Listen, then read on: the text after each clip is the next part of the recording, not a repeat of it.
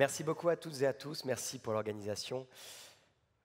Aujourd'hui, je dois vous avouer que j'ai été mis face à un challenge qui est celui de vous présenter en seulement 30 minutes les tendances, pas seulement de cette année, mais surtout, bien entendu, de 2024.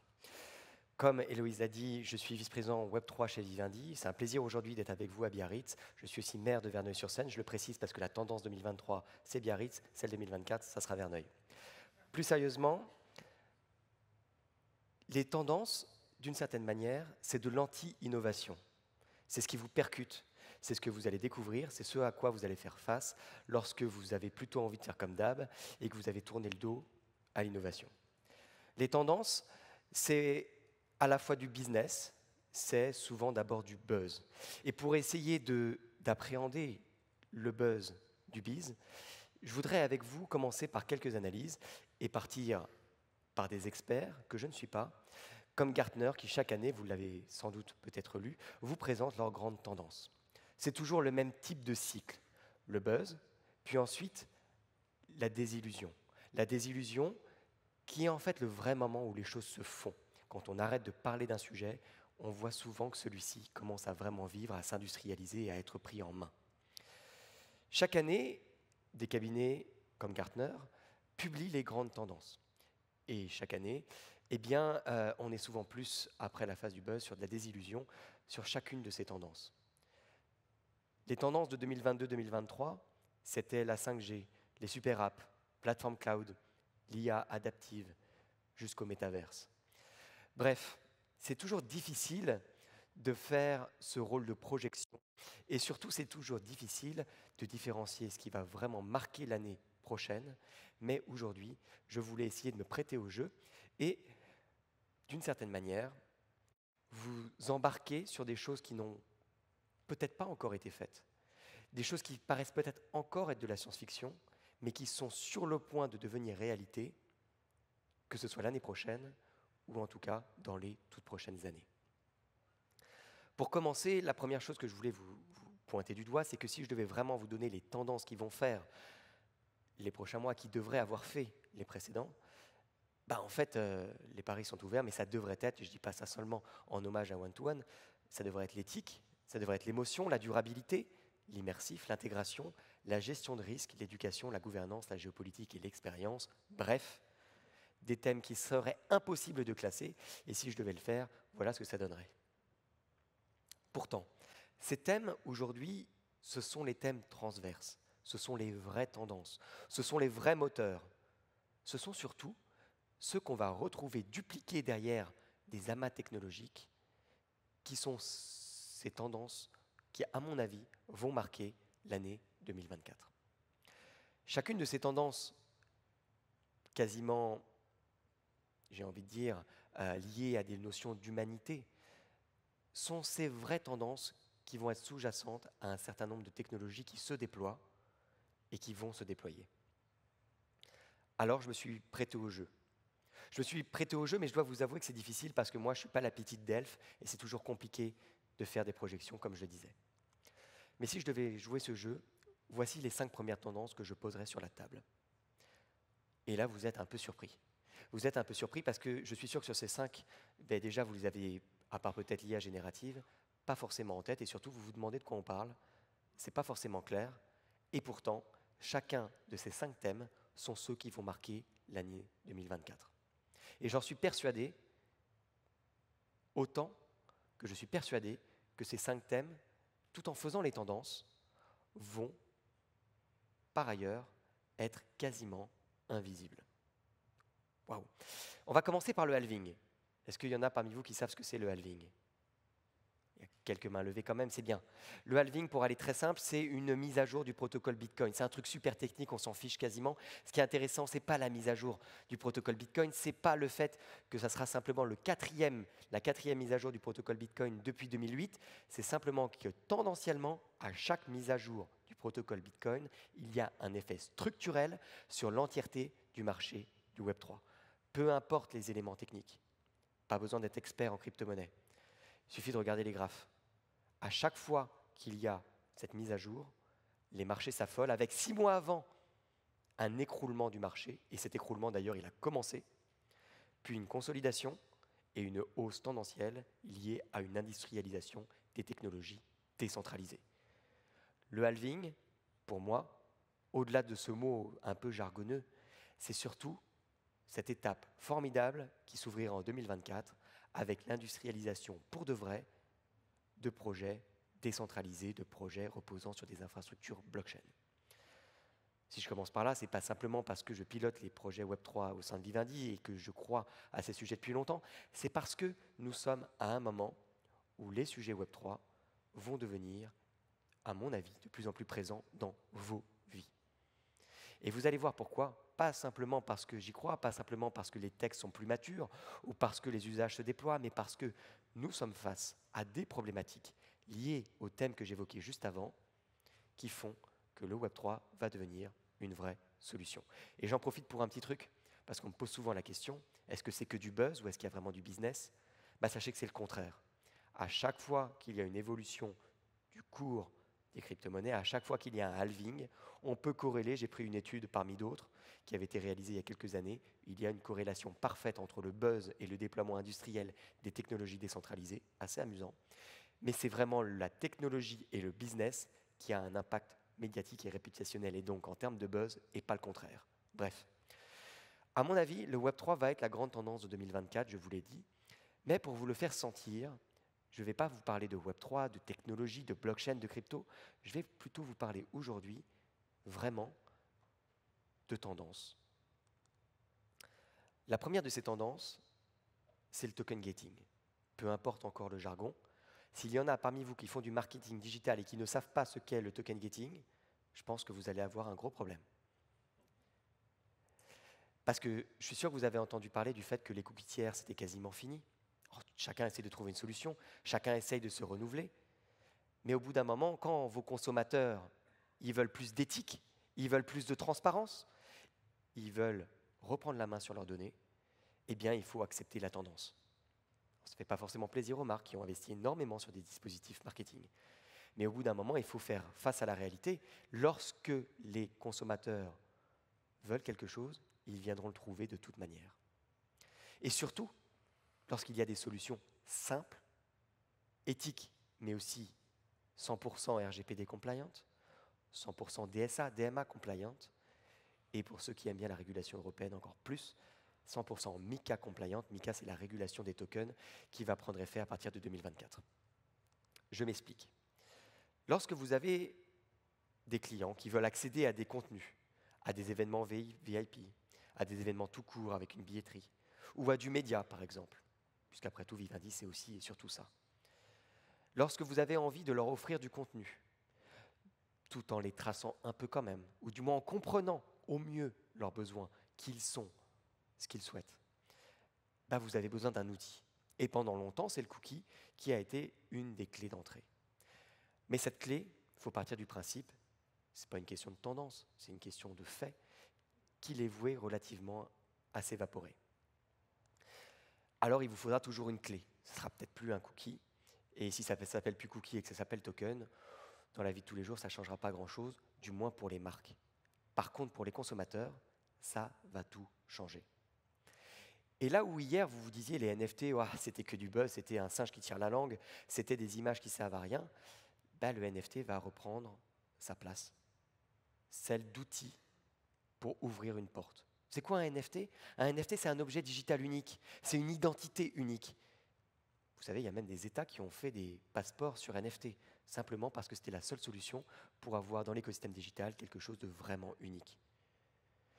Si chacun de vos utilisateurs ont des clés uniques de reconnaissance et ont lié à ces clés de reconnaissance la possibilité de décider vraiment quelle est la data qu'ils veulent partager et de jouer un nouveau jeu avec les annonceurs, le NFT va devenir la clé pour pouvoir accéder à des nouvelles expériences, à des nouveaux contenus, à des nouveaux médias.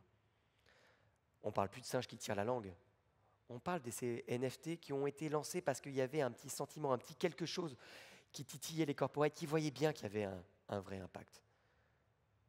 Ils l'ont fait souvent pour le buzz, c'est vrai. Mais cela dit, à l'heure où ils cherchent des vrais usages, force est de constater que oui, ces NFT vont devenir en 2024 pour de vrai un moyen de remplacer les cookies. Et ça marche.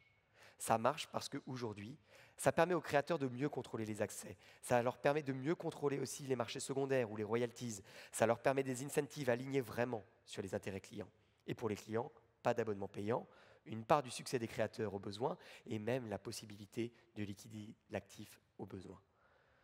Quelque chose de vraiment éthique qui remplace de toute manière un ancien monde voué à disparaître.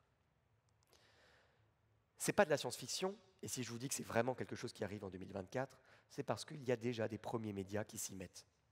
J'ai beaucoup aimé voir en août dernier, il y a quelques semaines, Capital, le média de Prisma Media, j'étais très fier puisque ça appartient à Vivendi, se lancer sur ces dispositifs. Je constate surtout qu'il y a de plus en plus de producteurs de contenu, des indépendants, des musiciens, qui utilisent ces dispositifs technologiques pour reprendre le contrôle. Reprendre le contrôle tout en engageant sa communauté, c'est à ça que servent les NFT, et c'est pour ça qu'à mon avis, ça sera la vraie tendance de 2024.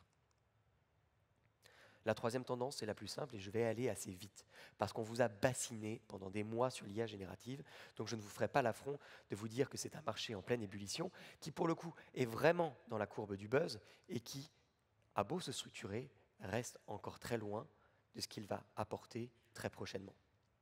Créer des contenus textuels, photographiques, bientôt vidéo. Transformer la relation client. L'IA générative n'est pas juste une tendance de 2023, bien sûr qu'elle continuera en 2024 avec des outils toujours plus structurés. Et puisque j'évoquais Capital, on voit qu'il y a de manière très simple des vraies applications déjà dans la plupart des médias, dans la plupart des entreprises. En année 2023, dans vos entreprises, vous avez sans doute fait un catalogue des cas d'usage, ou quelqu'un l'a fait. En général, on dénombre en moyenne 50 cas d'usage évidents par entreprise. La problématique, c'est les trier, prioriser, faire des POC et ensuite les développer. L'année 2024 a vocation probablement à être l'année de l'industrialisation, avec des outils à suivre, notamment pour la simplification de process, de tout ce qui est barbant, de création de contenu. Bref, l'IA générative n'est pas qu'une tendance, elle est bien plus que ça. Elle est une réalité qui, de toute manière, s'impose à nous avec la sortie prochaine de GPT-5, qui, par ailleurs, ne va pas seulement révolutionner notre manière de comprendre la relation client, mais va révolutionner surtout la manière d'apprivoiser, d'appréhender le numérique tout court. La problématique posée par l'IA générative, sa limite d'une certaine manière, c'est celle que vous avez sans doute vue, par exemple avec cette vidéo, celle de la facilité, de la simplicité, non pas de la tech, mais de son utilisation à des buts négatifs. Deepfake, fake news, l'IA générative est l'aboutissement du Web 2. Vous vous souvenez, le Web 1, à la naissance d'Internet, c'était cet Internet où on ne pouvait faire que de la lecture seule, on lisait de l'information. Vite remplacé par le Web 2.0, le web que vous utilisez au quotidien, incarné par les GAFA et par les réseaux sociaux, cet Internet de l'information, où on peut lire, écrire et donc partager. L'IA générative est l'aboutissement de ce Web 2, cet Internet de l'information. Il est cet aboutissement, mais en même temps, il en marque sans doute une fin. Une fin pourquoi ? Parce qu'à partir du moment où vous ne pouvez plus discerner le vrai du faux, à partir du moment où vous pouvez créer des faux contenus trop facilement, vous aboutissez à une situation plus dangereuse que jamais. Or, aujourd'hui, l'IA générative pose des questions, pas seulement pour vos clients, pas seulement pour les marques et leur écosystème, mais vraiment pour les démocraties. Et je me permets de le souligner parce que ce soit Zelensky et des fausses vidéos qui ont pu circuler, que ce soit des PDG ou des DIRCOM ou des CSO qui, pour la première fois ces derniers mois, ont pu être réellement hackés. Moi, j'ai un de mes clients, quand j'étais chez Havas il y a encore quelques mois, qui a été hacké avec une fausse conférence de presse montée où il a donné une conférence de presse sans le savoir. Ce n'est pas de la science-fiction, le deepfake, c'est presque trop facile à monter grâce aux IA génératives et les risques sont immenses. Et c'est ce qui m'amène à la quatrième tendance. Face à l'IA générative, il faut se protéger. Et puisque l'IA générative n'est pas juste une tendance, mais réellement une technologie qui va bousculer notre manière de vivre l'Internet, il est temps de se protéger. Et là où je vous disais que les NFT pouvaient d'abord remplacer le cookie, les NFT vont servir à autre chose, à certifier les contenus. Aujourd'hui, il n'y a pas de moyen simple de savoir si un contenu a été produit par une IA, produit par un humain. Il n'y a pas de moyen simple de savoir si le contenu a été produit par une marque ou produit par un individu. Alors bien sûr, sur les réseaux sociaux, on voyait déjà les logos, les noms, on est habitué avec les blue stamping, etc. Mais néanmoins, il n'y a pas de manière de tamponner, certifier son contenu. Or aujourd'hui, devant l'amas de contenus produits et qui seront produits demain par les IA génératives, devant les abondances de fake news, de deepfake, les marques vont devoir se protéger. Si vous ne protégez pas vos contenus, audio, vidéo, images, texte, vous mettez vos marques en danger. Alors je vous rassure, souvent sans même le savoir, vous le faites déjà. Et c'est quelque chose qui m'amuse énormément, puisque ce que je vous dis sur de la photo, sur de la vidéo, qui vous paraît évident finalement, protéger son contenu, eh bien ça paraît plus compliqué lorsqu'on est dans des cas vraiment business. Et il y a une histoire que j'aime bien partager, qui va vous faire sentir jusqu'à où ça peut aller, et vous démontrer que vous-même, parfois sans le savoir, comme dans le bourgeois gentilhomme, vous utilisez déjà des technologies type NFT pour certifier vos contenus. C'est le cas de Vinci. Je ne sais pas si vous vous souvenez, il y a quelques années, Vinci était très attaqué par les militants de Notre-Dame-des-Landes. Les militants de Notre-Dame-des-Landes ont voulu s'en prendre frontalement à Vinci en émettant un faux communiqué de presse. Un communiqué de presse faux que tous les journalistes l'ayant eu en main ont dit que ça se voyait vraiment que c'était un faux. Et pourtant, ce communiqué de presse, il est devenu viral. Et il a craqué le cours en bourse de Vinci. Pourquoi il a été viral ? Pourquoi il a été diffusé ? Aucun journaliste d'aucun média ne l'a pourtant relayé. Mais à l'époque, une grande agence de presse internationale récupérait les communiqués de presse non pas via des journalistes, mais déjà via des chatbots. Et le chatbot de Reuters, il a été incapable de faire la différence entre un vrai et un faux communiqué. Si on ne protège pas des objets qui ont vraiment de la valeur, comme des communiqués de presse, et demain comme des vidéos, comme des audios, comme des photos, comme des objets tout simplement, on est vraiment en danger. Et la plupart de vos marques, les grands comptes, certifient déjà les communiqués de presse. Vous le savez ça, sans doute juste pas. La plupart des newsrooms, des solutions de newsroom qui existent sur la place de marché, elles intègrent déjà la NFTisation de contenu. Elles ne vous le disent pas, mais elles vous protègent. C'est devenu une évidence. La solution est en avance sur la compréhension, souvent, des marques elles-mêmes. Et tant mieux. Et tant mieux pour le cas des communiqués. Mais imaginez sur d'autres types de contenus ce que cela peut avoir comme implication si vous ne vous protégez pas. Imaginez si vous vous retrouvez demain face à ce type de photo qui a fait tant la polémique ces derniers jours, je ne sais pas si vous l'avez vu, où personne n'était capable de savoir, lors d'un festival de photographie, si c'était une image produite par une IA ou par un humain. À titre personnel, j'espère que nos régulateurs, j'espère que les parlementaires en France, qui ces derniers jours, ces dernières semaines, se sont surtout illustrés par leur mécompréhension de l'écosystème numérique, auront le courage, dans les prochaines années, de rendre obligatoire la certification de contenu par NFT, puisque ce sont des technologies qui existent et qui, en plus, pour la plupart, sont françaises, d'imposer ces certifications de contenu à minima pour les contenus produits par IA générative. Pourquoi ? Parce que ça permettra de différencier le créé par la machine du créé par l'homme, et d'une certaine manière, si chaque contenu était lié à une identité numérique, on ne pourrait pas seulement mieux le contrôler, on pourrait aussi mieux le marketer, mieux le vendre et mieux en gérer les revenus. On pourrait aussi mieux le comprendre, mieux en comprendre la viralité, le tout en toute transparence, de manière vraiment éthique. Parce que le NFT n'est pas un singe qui tire la langue, c'est un certificat digital 100% transparent. C'est un certificat digital qui vous permet de protéger vos contenus, autant qu'il vous permet de protéger les utilisateurs. Le NFT est l'avenir du cookie, il est aussi l'avenir des contenus. Protégez vos datas, protégez vos contenus, les sujets vont être à l'avant-garde des tendances de l'année 2024.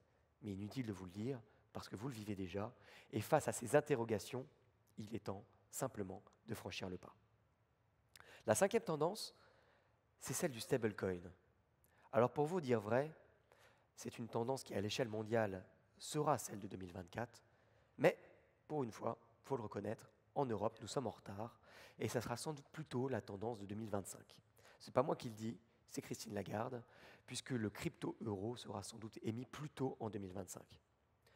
Pourtant, que ce soit aux États-Unis ou en Chine, les stablecoins, autrement dit les monnaies numériques stables, les valeurs numériques stables, sont déjà existantes. Et vous allez me dire, mais c'est quoi le lien avec nos marques, avec le marketing, avec les relations clients, avec l'expérience client? Si je vous dis que c'est la tendance probablement la plus structurante des prochaines années, encore plus que les notions de protection des datas et des contenus, c'est parce que les stablecoins vont vous permettre de réinventer vraiment la notion de valeur. Et il n'y a pas que les monnaies qui ont des valeurs. Bien sûr que les États sont à l'avant-garde, elles ont eu très peur à l'époque de Libra, que des entreprises deviennent des États ou se prennent pour des États.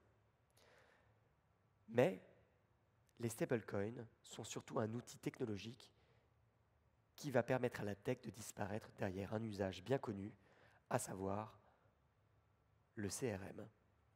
À partir du moment où vous pouvez avoir des points de fidélité traditionnels, sauf qu'ils ne sont pas stockés dans votre bilan, dans votre dette, et surtout qu'ils peuvent être cross-marques, agréés, je peux réinventer vraiment un CRM et une manière d'engager de manière décentralisée. Le stablecoin, c'est simplement une manière de réinventer son CRM. Les technologies sont matures, sont déjà matures, ne sont pas réservées à des grands groupes et fonctionnent déjà. Il y a déjà des startups en France qui portent ce type de démarche, mais au-delà, tous les grands groupes sont en train de regarder ceci. Pourquoi ? Parce que nombreuses sont les marques qui ont périclité lorsque leur système de fidélité les ont fait sombrer. C'est de la dette, le point de fidélité, et c'est compliqué à gérer. Et puis en plus, c'est compliqué à gérer à l'heure du RGPD et, comme pour le cookie, à une heure où on souhaite un engagement plus éthique vis-à-vis des collaborateurs comme des clients. Le CRM 3.0, ce n'est pas seulement une tendance à venir, c'est une tendance où il faut travailler maintenant. Parce que ça permet de repenser pas seulement son engagement client, mais son engagement écosystémique. Je m'explique. Vous pouvez pour la première fois, parce que vous êtes français et que vous êtes de passage à Londres, aller chez Harrods, avoir un point de fidélité que vous n'utiliserez jamais, et donc qui fait perdre de la valeur à Harrods, et peut-être l'utiliser dans d'autres marques de retour en France avec lesquelles elle a un partenariat, qui en profitera parce qu'elle aura tout intérêt à avoir structuré son programme de fidélité sur la même technologie, déjà pour des questions financières, je l'ai évoqué, mais aussi pour une meilleure compréhension de l'écosystème de mes clients. Et puis, si en plus, l'infrastructure permettant une transparence totale, j'ai la possibilité, moi, en tant que marque ayant développé le dispositif, d'accéder à cet écosystème de clients sans que mes concurrents le puissent, mais vraiment en ayant cette traçabilité sur l'entièreté du parcours, que ce soit chez moi, chez des partenaires ou peut-être chez des concurrents, eh bien j'y ai tout intérêt. Et si cela peut sembler un peu de la magie et un peu de la science-fiction, il y a déjà des grands groupes qui sont en train de franchir le pas et les annonces sont sans doute à venir pour l'année 2024. Alors vous savez, Gartner aime bien les top 10 et jusqu'à présent je vous ai fait le top 5. Je me suis d'abord permis de faire un focus sur ce top 5 parce que pour moi ces 5 tendances sont les plus importantes. Ce sont les plus transformatives pour de vrai, tout de suite. Mais cela dit, si je devais faire un top 10 et le compléter, je reprendrais certaines tendances évoquées déjà par Gartner pour aller ainsi. Oui, la notion de super app est tendancielle. Oui, la notion de super app est à venir. On m'a demandé tout à l'heure ce que j'en pensais, parce que les super apps, ça existe en Chine avec WeChat. Et j'ai fait la remarque suivante. Je vous ai dit que la 5e tendance était les stablecoins. Peut-être que la super app, elle est là. Si demain vous avez des valeurs stables et par conséquent des outils pour les stocker, qui vous permettent, ces outils c'est des portefeuilles numériques qui vous permettent d'accéder à tout un tas de médias, tout un tas d'expériences, tout un tas de produits. Peut-être que la super app, elle est déjà sur vos téléphones, peut-être que votre super app, ça sera simplement votre banque. Peut-être que votre super app, ça sera un GAFA bis. Mais après tout, stocker des valeurs, proposer des expériences par le biais de ces valeurs, c'est le métier cœur et originel des banques. C'est pourquoi je suis persuadé que les super apps ne seront pas idéologisées, ce que défend Elon Musk, qu'une super app sera simplement un outil qui devra être éthique, autrement dit respectueux, transparent, et que ces super apps sont donc à portée de main, ce sont tout simplement peut-être déjà vos wallets. J'aime beaucoup également évoquer cette autre tendance qui semble n'avoir rien à voir, qui semble pour le coup assez éloignée, plus retail, de tous les sujets que j'ai évoqués jusqu'à présent. Mais si j'aime bien la notion de digitalisation des odeurs, c'est peut-être parce qu'elle semble encore très compromise, tout en étant promise. Compromise parce que difficile à réaliser technologiquement sans doute dans les prochains mois, promise parce que l'identification des odeurs, des identités, par le numérique est quelque chose qui est déjà à portée de main. Pourquoi je me permets de l'évoquer ? Parce que si vous pouvez identifier une odeur, si vous pouvez identifier une odeur de manière numérique et la créer, eh bien, on revient à ce que j'évoquais tout à l'heure sur la notion de certification et d'identification. On va peut-être avoir pour la première fois à portée de main la possibilité de mieux comprendre, de mieux digitaliser ce qui aujourd'hui n'est que physique et sensoriel. Je vais vite parce que l'impression 3D n'est sans doute pas la chose la plus moderne que vous auriez imaginée en termes de tendance. Et pourtant, si l'impression 3D est pour moi l'une des grandes tendances de 2023, c'est parce que l'impression 3D seule, bien sûr, semble déjà has-been en ce qu'elle est déjà utilisée très largement. Mais l'impression 3D va permettre quelque chose de nouveau. Vous avez déjà de plus en plus d'artistes qui vont créer par les impressions 3D des objets, des outils dans lesquels ils vont intégrer des puces. Et peut-être que demain, vous pourrez lier de manière définitive des objets physiques à des objets numériques par des objets numériques uniques. Vous me voyez encore venir, le retour des NFT. 9e tendance, sur laquelle je n'irai pas trop loin, déjà parce que je ne prétends pas être expert, mais surtout parce que le sujet est, à mon avis, plus éloigné, le sujet de la physique quantique. À l'heure où les prix Nobel de physique étaient remis il y a encore quelques heures, évidemment, c'est une des tendances sur lesquelles il faut s'intéresser, mais c'est une tendance surtout qui semble très complexe. Ce qui me permet d'aborder, pour moi, ce qui devrait être la priorité de l'ensemble d'entre vous, et j'y reviendrai dans une seconde, à savoir la formation. Qu'il s'agisse du Web3, qu'il s'agisse de l'IA, qu'il s'agisse maintenant du quantique, l'année 2024 doit être votre tournant pour former vos collaborateurs. Parce que vous ne pouvez pas prendre du retard sur ces technologies qui vous dépassent sans doute parce qu'elles sont complexes, mais pourtant si proches, et surtout qui vont vous percuter de plein fouet parce qu'elles sont des tendances, là où vous cherchez peut-être vous à rester bien confortable dans vos business. 10e chose que je voulais évoquer, c'est l'accumulation de toutes les technologies jusqu'alors évoquées qui permettent pour de vrai de créer presque cette immortalité as a service, de rendre la vie, ou du moins de prolonger la vie, à côté ou après la vie. L'IA générative permet déjà d'interroger un Napoléon, un Einstein ou un De Gaulle. L'IA générative permet déjà de faire vivre différemment des personnes qui ne sont plus vivantes. Qui demain stockera votre identité digitale ? Comment sera-t-elle gérée ? Sera-t-elle vraiment unique ? À titre personnel, et pour des raisons strictement éthiques, il me semble essentiel d'assumer, oui, que l'identité numérique doit être unique, contrôlée, transparente et stockée sur des outils qui vous permettent ce contrôle pour de vrai. D'où ce que j'évoquais tout à l'heure, une nouvelle chance peut être donnée aux banques ou à ces acteurs qui centralisent les données et bien entendu les contenus pour leur donner un nouveau rôle quasiment politique, évidemment. Bref, voici les tendances 2024 que je voulais évoquer avec vous aujourd'hui. Et si je devais conclure maintenant en quelques secondes, je rappellerai une dernière chose. Je rappellerai que les tendances ne sont que des projections, mais qu'il y a derrière ces tendances une réalité qui ne doit pas être oubliée, c'est celle de la convergence. La convergence technologique est une réalité. La conception des nouveaux produits est une agglomération de ces technologies.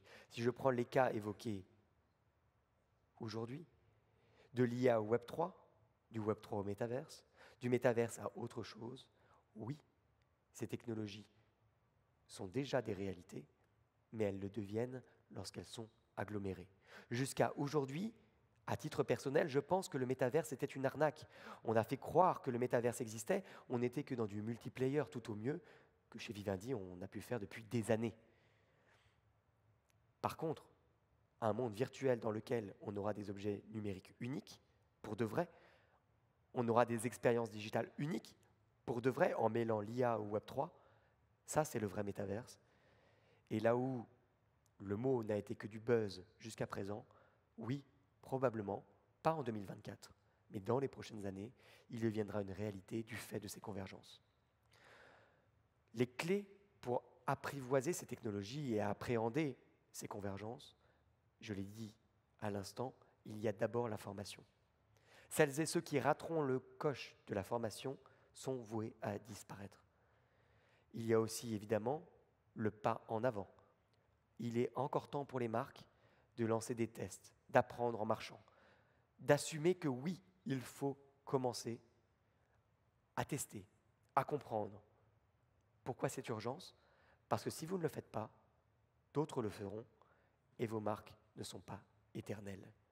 Là où l'immortalité a de service est peut-être une promesse de demain pour les individus, une chose est sûre, elles ne le seront jamais pour les marques. Merci beaucoup. Et puis, s'il y a quelques questions, je peux en prendre, si vous le souhaitez, ou de manière moins formelle.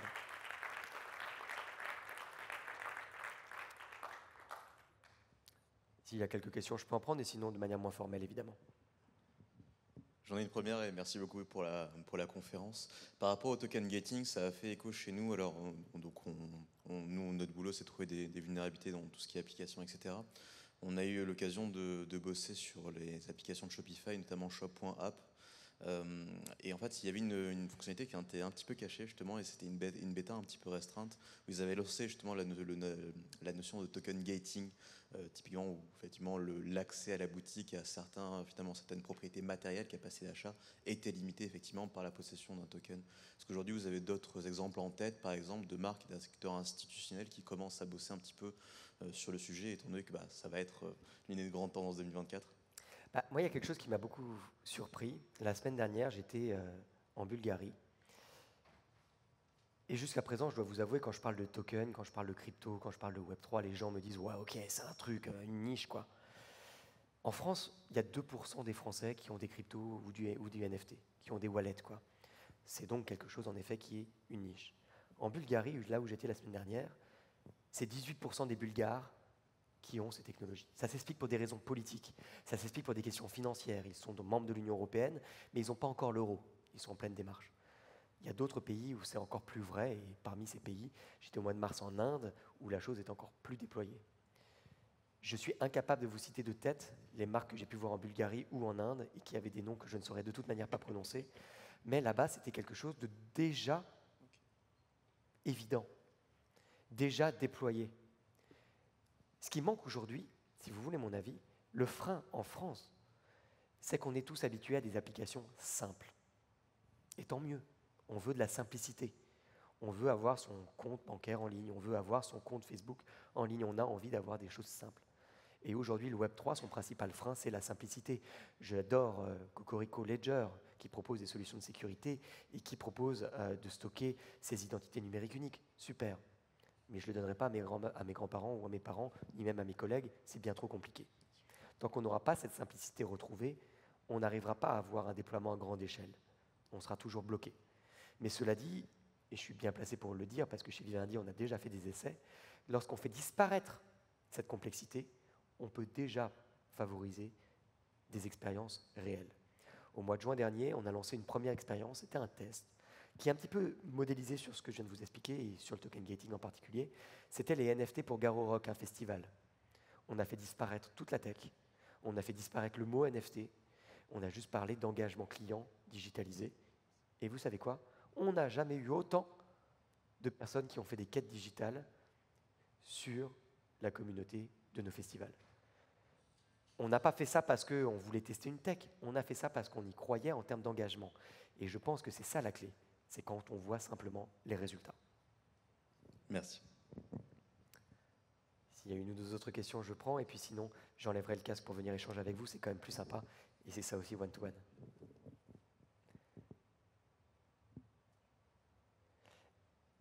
Eh bien, je m'arrête là. Merci.